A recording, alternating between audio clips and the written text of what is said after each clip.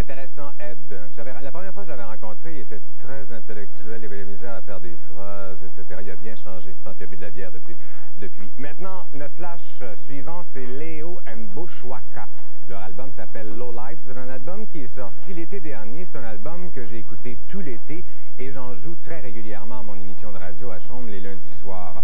Malheureusement, je n'ai pas de vidéo à vous montrer de Léo and Bushwacka. Ils n'en ont pas fait ou on n'en a pas reçu ici au Canada. Ce sont deux DJ britanniques qui ont leur propre discothèque à Londres. Et attention, on parle ici de musique dance britannique, mais ça n'a rien à voir avec ce que vous pouvez vous imaginer de la musique dance américaine. La musique dance britannique est beaucoup plus sophistiquée et surtout pas mal plus expérimentale. En Angleterre, Massive Attack, c'est un groupe dance.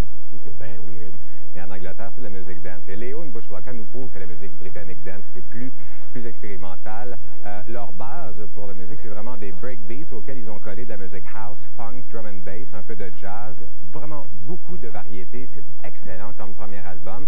On s'ennuie pas 2 secondes. Je vous le conseille fortement. Léo and Bushwacka. Et en terminant, Treble Charger et leur 3e album, le groupe de Toronto, Wide Awake Board, est le titre.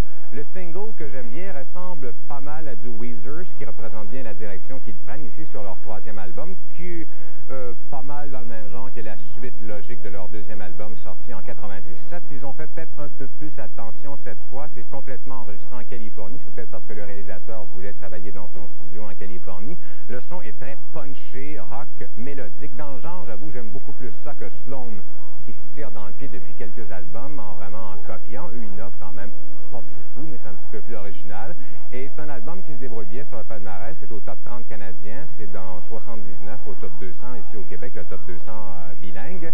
Et ils sont capables d'écrire de bonnes chansons, mais ça demeure un petit peu pas mal toujours prévisible quand même. On a un clip, une chanson que j'aime qui s'appelle Promise.